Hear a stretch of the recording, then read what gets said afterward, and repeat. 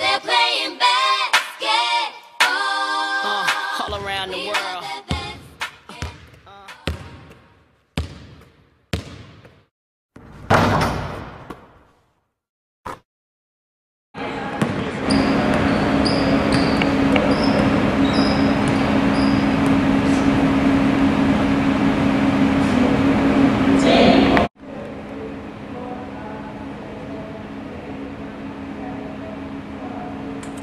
Damn, come on.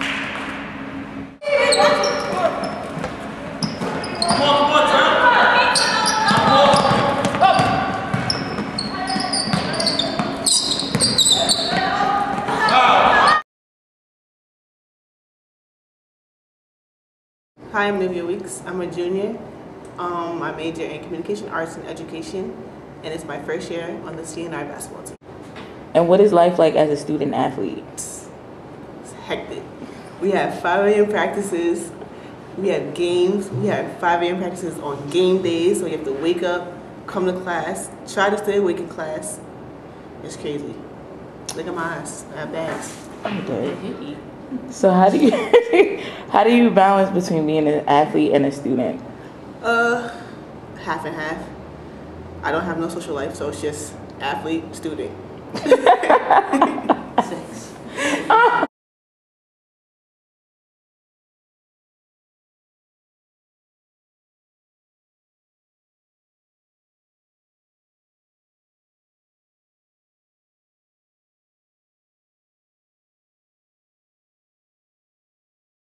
Hi, my name is Janisha King, and I'm 18 years old. I'm a freshman, and my major at the College of New Rochelle is communication arts.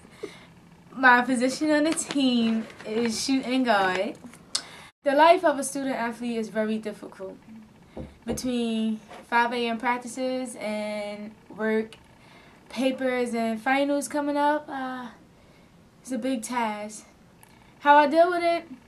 Lots of sleep, lots of food, concentration, and the help of a few friends.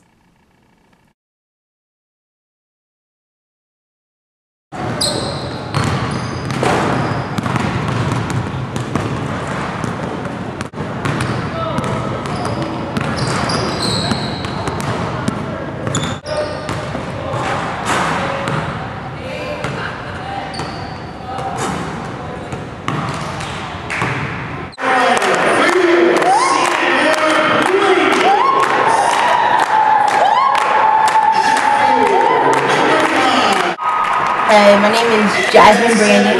I'm 18 years old. I'm starting center on my basketball team.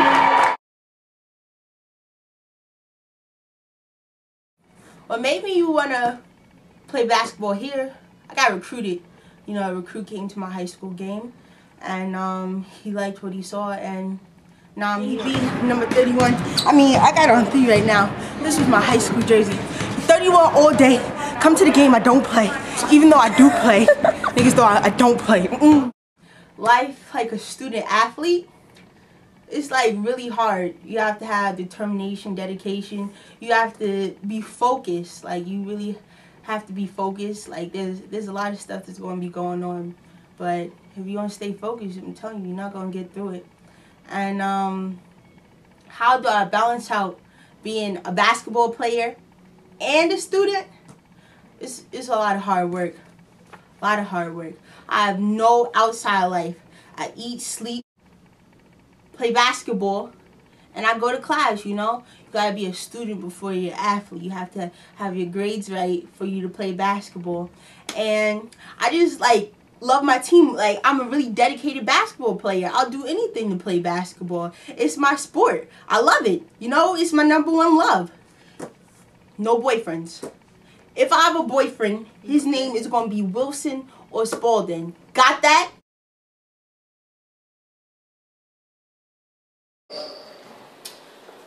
Hello, my name is Naima Ricketts, and I'm the assistant women's basketball coach at College of New Rochelle. I think that the pros of coaching is I get to teach the game that I love. Being a former student athlete myself, I played at Iona College.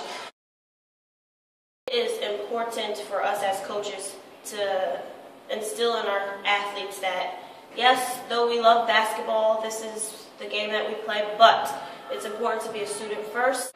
This is actually my first time coaching college basketball. I have been coaching elementary school students. I coach volleyball, and I coach basketball as well, but this is my first time at the college level. If there's one word of advice that I would give to my players, it would be, we've been going through a lot of ups and downs. There's going to be a lot of bumps in the road, a lot of obstacles. We're winning some, losing some, but we just got to keep the faith, keep belief in ourselves, and stay confident, stay together, keep encouraging and supporting one another. We've been having a lot of injuries and whatnot, so it's just important that we stay together and keep on trucking, and it's going to get better, and we're going to have a good year.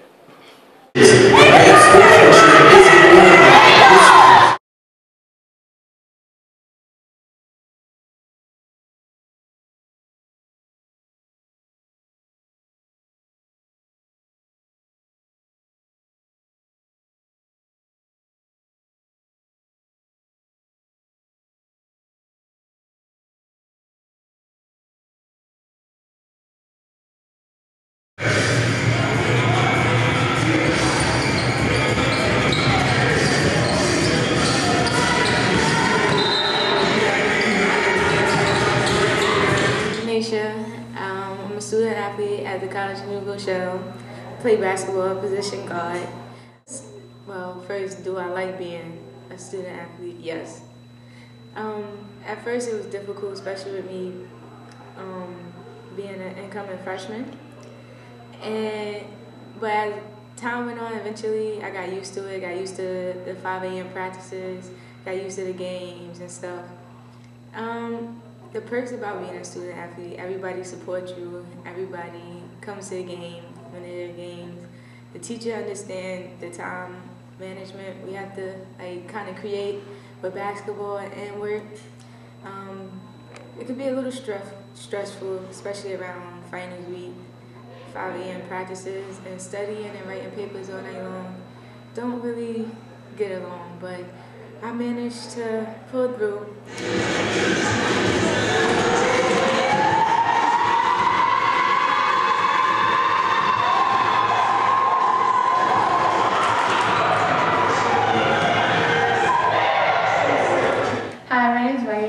I'm a sophomore. I play volleyball. I'm an outside hitter.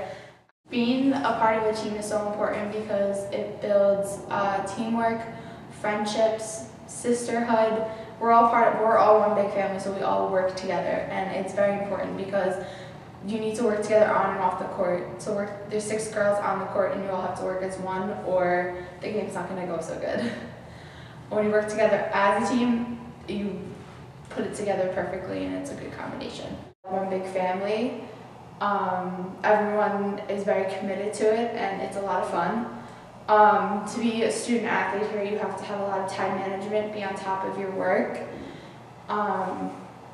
So it takes a lot, but if you're really dedicated, you can do it. My name is Jasmine Brandon. I'm a first-year student athlete. What it's like being on the College of New Rochelle basketball team. There's a lot of work. I wake up at 5 a.m. Monday through Saturday, and my practice is from 5 a.m. to 6:30 a.m. Every day. And in those practices, it's just giving it your all, and how you practice determines how you play. Like if you practice hard, you'll play even harder. So I just try to give it all in practice along with the game. Being a student athlete, it's a lot of work. There's the 3 things that I would have to say that you have to have both on and off the court is dedication, determination, and you have to have heart.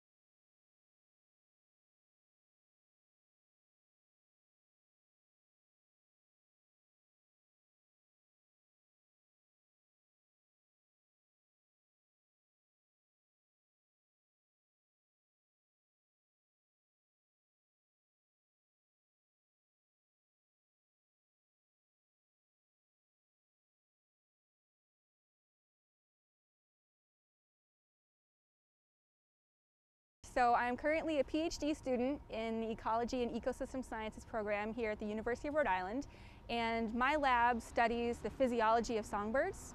So I'm particularly looking at how songbirds use antioxidants during long-distance flight. And this all has to do with how migratory birds are able to make these amazing long-distance journeys and not actually destroy themselves with byproducts from their own metabolism. So I'm working with a model animal, the zebrafinch. And so I have 76 of them in our captive animal facility, and I'm giving them different diets and different exercise regimens so I can see how they're using these antioxidants. And then I'm going to be pairing them, putting them in breeding cages, and then collecting the eggs to see what their different diets and exercise treatments do to how they deposit antioxidants to eggs.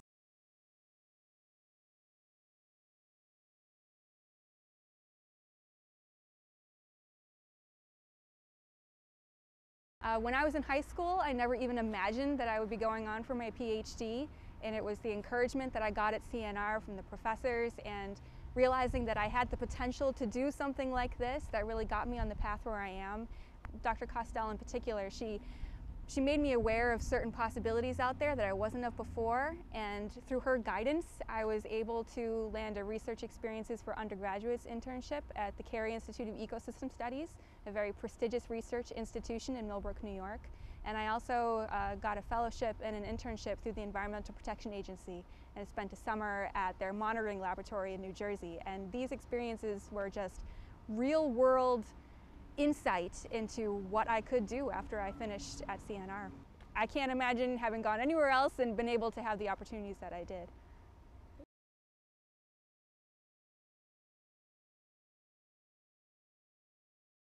The other day I went over and met with some kids from Jefferson Elementary School right down the block, and I told them the dean is a little bit like the principal of their school. What the dean is responsible for is trying to make sure that the entire academic program is operating as well as it can be. I work with faculty, I work with students, make sure we have solid academic programs in place, make sure we have excellent teachers in the classroom, and try to prepare for changes we can make that will make the college even more attractive and more beneficial to our students.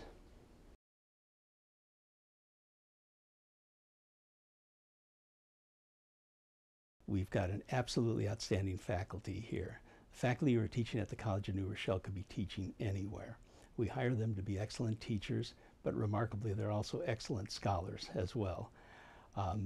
We have solid academic programs across the board. We just recently had an accreditation visit, came through that with flying colors. I think our location, it's an absolutely beautiful campus, located very close to the train station so that you can get into New York City and all that it holds, but there's a lot to do here on campus then as well. So the combination of the faculty, the other students, the academic programs, and our setting, I think just make for an excellent academic experience.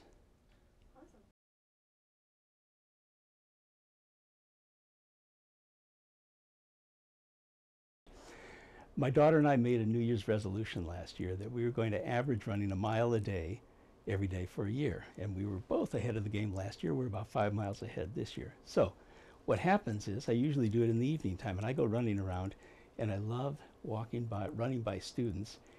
It surprises them every time when they'll look at me and do a double take, because there's this old man Dean running down the street, usually wearing my CNR sweatshirt and cap. So that's the surprising thing that I think people will see sometimes. I'm the guy running around the neighborhood.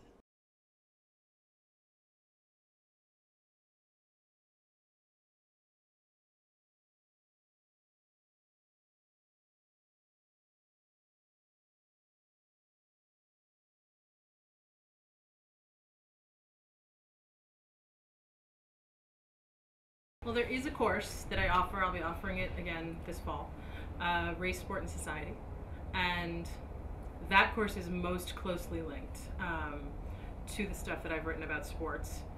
I go in and out of my sports modes. My last book was not about sports. It was still very much about race and identity politics. So I think that's why the race and ethnicity course is something that I gravitate to, because it's more generally about what I do. But because of my involvement in Olympic media coverage and what have you, the Race, Sport, and Society course, it's a tough course for me to teach. I teach one of my own books in that course, which I always have ethical dilemmas about doing. You know, and listening to students critique it and hate it or love it, it's an interesting thing to do.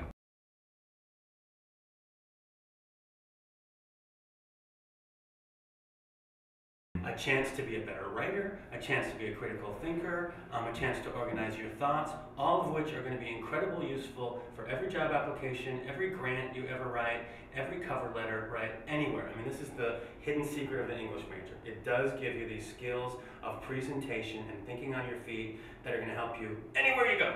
And every employer I ever talked to anywhere, in the elevator, at parties, you know, they all say, oh my gosh, if I had an applicant who could write. And I'm talking about people who hire associates at, you know, fancy Manhattan law firms. If I could find an associate who could write, I would hire them immediately and they would rise to the top.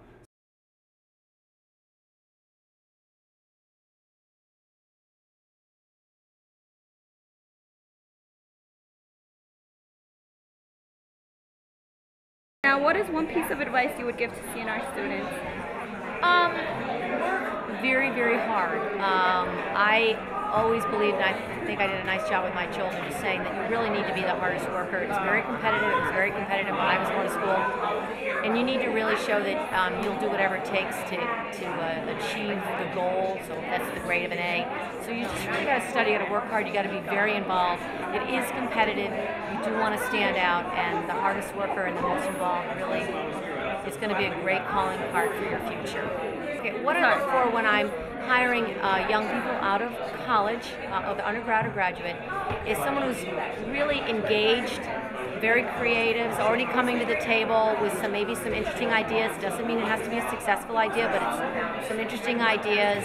And just sort of I see sort of a fire in their belly, but I can also see that they're going to work well with people, because that's very, very important for me.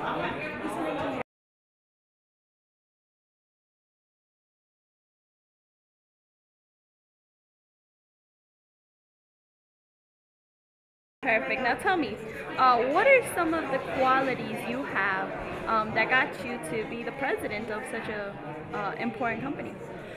Wow. Well, I think perseverance probably had a lot to do with it. I think building a really good group of role models and support around me. I think it's a lot about building a collaborative group that will that's behind you. At the end of the day, leadership is about cultivating the best out of individuals. It's about bringing together people with different viewpoints and making sure that each of them shine. And so for me, hopefully, if I'm effective in my role, it's about establishing that credibility with each and every person in the organization so that they feel they can come forth with their ideas, that we can together hone them into something that's greater than ourselves. So a lot of it's about perseverance, a lot of it's about listening, a lot of it's about respect, and it's a lot about juggling, frankly, as a woman and as a mom.